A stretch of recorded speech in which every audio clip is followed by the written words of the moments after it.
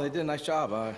They came out right out of the chute, and we were able to take advantage of whatever they wanted to take advantage of. Andy did a nice job getting it started, and then it just kind of steamrolled a little bit there in the first. Good for us. Just, the way that things have been going, just to start off that hot in the first inning, just had to just be a good feeling in the dugout. It lifts your spirits a little bit. I think, like I said, everything is still a process, whether you're experienced, veteran, young, it doesn't matter. I think they made a nice adjustment today. You could see that Salazar, after that inning, kind of turned it up a notch. But the guys just kept battling, and we were able to ground out a few more runs.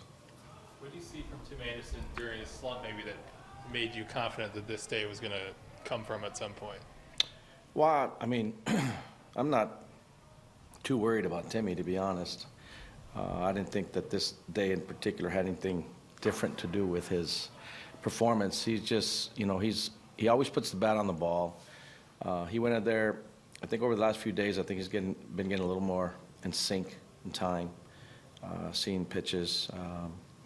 But, when he gets good pitches to hit, he's able to do some things. And so I think he's slowing it down a little bit. Maybe he's starting to find a little bit of his rhythm and timing. And, again, confidence, what comes first, the action or the confidence, or does the confidence lead to the action?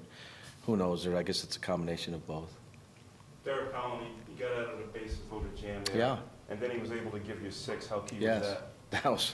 That was huge. I think him working through that one, it was a big jam because he had some guys coming up there that could do some damage, and got a couple strikeouts, left them out there, and for us that was big. We needed to have him get through that and give us a few more innings of work.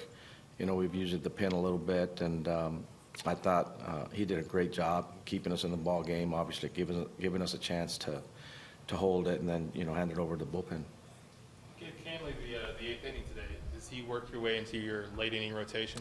You know what? It just so happened that we had Jonesy going a little bit earlier. We scored another run.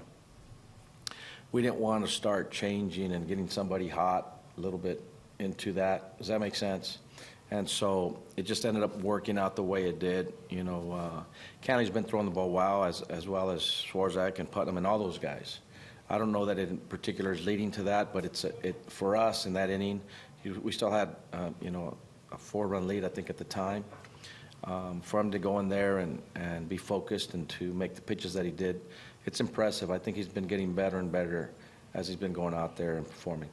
Jacob, on the ball that Martinez dropped at first base, he was hustling down the line after laying down the bunt. Do you think that might have forced Martinez to awkwardly stretch and maybe lead to that drop It's ball? possible. Anytime you have players that are forcing defenses to complete plays, you can put them in an awkward position. I don't know that led to that in particular, but he busted his rear end down the line, and good for us. Maybe he forced him to kind of rush and stretch a little bit more than he would have.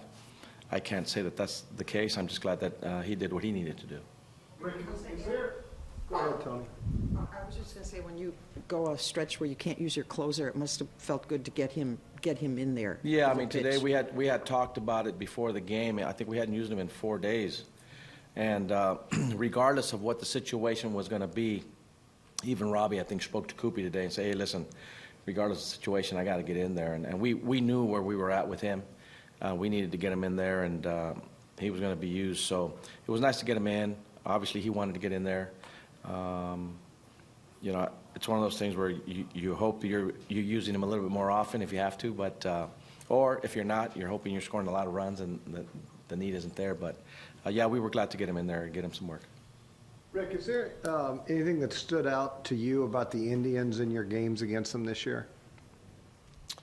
Not in particular. There's still guys. Even toward the end of the ninth, they still grind out at bats. They're not going to quit. As we talked about earlier, that's the reigning American League champion, and they're not going to lay over for anybody.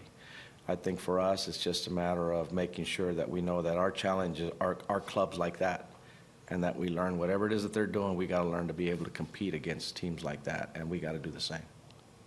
Is that something you point out throughout games? games or before or after to you take a young guy's side and point to something the Indians do well and try to use that as a teaching tool? I don't want to say that in particular the Indians. I'm just, you know, when you play the game of baseball, I just think in terms of baseball. I don't think in terms of teams. I think in terms of how other clubs might be performing certain things, battling at the plate, advancing runners, running the bases, defending. You saw Jacob May almost kiss Robertson today on the overthrow at third base that came in from Leroy.